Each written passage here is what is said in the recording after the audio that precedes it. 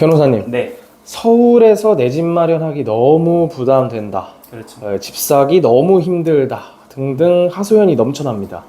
당장 중개사 사무소에만 찾아가도 이제 피부로 바로 알 수 있지 않습니까? 그렇죠. 이게 이제 누구나 부담되는 건 맞는데 그게 나의 어떤 주관적 감정인지 네. 나만 부담되는지 아니면 일반 사람들도 부담되는지 그냥 막연하게만 알고 있잖아요. 그래서 이 객관적인 데이터가 있어요. 나뿐만 아니라 일반 사람도 어떻게 느끼는지 네.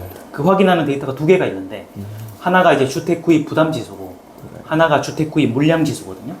용어가 비슷한데 하나는 부담이고 하나는 물량이에요. 네. 이게 반대 방향의 그 데이터인데요. 오늘 그 말씀을 좀 드려보겠습니다. 네, 변호사님 방금 주택 구입 부담 지수라는 말씀을 해주셨는데요. 이게 무엇인가요? 이게 이제 그 영어로는 CAI라고 하는데 KHAI, CAI라고 하는데 네. 우리나라의 어떤 중위소득 가구가 표준 대출로 중간 가격의 주택을 구입할 때 얼마나 부담되냐 이걸 나타내는 건데요. 네. 이게 이제 100을 기준으로 보통 봐요. 그래서 예를 들어 주택 구입 부담 지수가 100이라면은 소득의 25%를 원리금에 상환하고 있다. 중위소득 가구가 중간 가격을 구입했을 때, 그러니까 너무 비싸거나 너무 싼 거 말고, 네. 소득이 너무 많은 사람, 적은 사람 빼고, 딱 중간 값에 있는 사람들이 주택을 구매할 때 대출을 끼고 사잖아요. 네. 대출 원리금을 갚아야 되는데, 그 원리금에 나가는 돈이 자기 소득이 몇 프로인지 이걸 보는 거거든요. 그래서 구체적으로 100이면 소득의 25%가 원리금 상환에 나간다. 200이면 50%가 원리금 상환에 나간다. 이렇게 보는 거죠. 네. 그렇다면 현재 서울 아파트의 상황이 궁금한데요. 서울 아파트의 부담 정도는 어떻습니까? 이게 이제 우리가 흔히 데이터를 볼 때 저량과 유량이 있다고 하거든요. 네. 저량이라고 하는 건 스톡이라고 해가지고 특정 시점을 비교하는 거고요. 유량이랑은 플로우라고 해서 기간 변화를 추적하는 건데 이건 이제 기간 변화를 추적해 봐야 돼요. 네. 그래서 현재 올해 2024년 1분기 기준으로 151이 나왔거든요. 아까 제가 100, 200을 25%, 50%라고 했잖아요. 네. 150 딱 중간이잖아요. 그럼 37.5%예요. 그래서 우리나라의 중위소득 가구가 중간 가격에 대출을 받아서 주택을 구매할 때 서울 기준으로 네. 소득에서 원리금 이자가 나가는 비율이 37.5%다. 이 정도 된다는 뜻이고요. 그건 지금이고 최고점이 2022년 3분기였는데 214.6. 그러니까 평균 소득을 가진 중간 소득을 가진 사람이 소득의 절반이 원리금으로 나간다는 거예요. 그러니까 그만큼 가처분 소득이 적은 거죠. 이게 엄청 부담이 되는 거였거든요. 네. 지금은 214.6에 비해서는 상당히 떨어졌는데 그렇다고 해도 완전히 부담을 벗었다 이렇게 보긴 힘들고요. 여전히 부담된다. 이게 이제 데이터상 드러나는 거고 지난 한 1, 20년간 서울 아파트의 장기 평균을 봤을 때 KHI 주택구입 부담 지수가 120 이하면은 네. 비교적 싸다. 부담이 안 된다. 이렇게 평가하는 수준으로 봅니다. 거기에 비해서는 지금 부담이 되는 거죠. 네.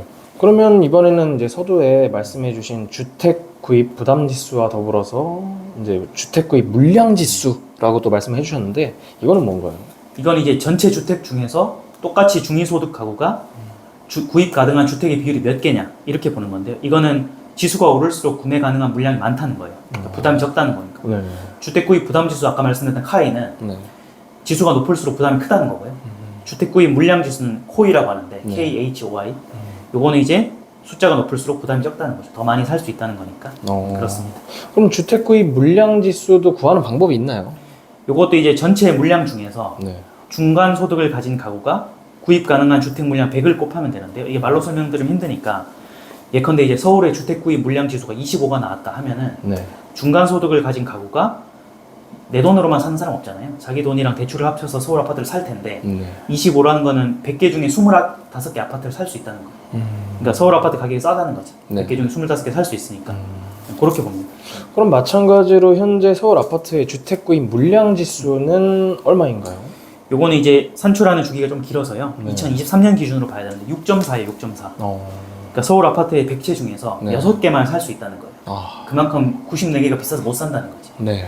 그만큼 서울 아파트가 비싸졌다는 뜻이고 이것도 이제 그 2015년하고 비교해 보면 2015년이 23.8이었거든요. 네. 서울 아파트 100채 중에 23채를 살 수 있었다는 거예요. 중간 소득 가구가. 네. 근데 지금 8년 지났는데 사실은 소득은 큰 변화가 없거든요. 이때 중간 소득이랑 지금 중간 소득이 소위 크게 차이가 없는데 네. 아파트 구매 가능한 숫자가 이렇게 줄었으니까 그만큼 많이 비싸졌다. 이렇게 평가할 수 있고요. 그래서 결론적으로 지금 여전히 부담되는 수준이다. 이렇게 평가할 수 있습니다. 네, 오늘은 주택 구입 부담 지수랑 이제 주택 구입 물량 지수에 대해서 알아봤는데요. 둘 다 이제 주택 구입에 대한 부담 정도를 나타내는 건데 지수의 해석은 말씀해주신 대로 반대로 간다라는 거를 알 수 있었습니다. 네. 변호사님 마지막으로 그럼 현재 상황이나 미래 전망에 대해서도 말씀을 좀 해주실 수 있을까요?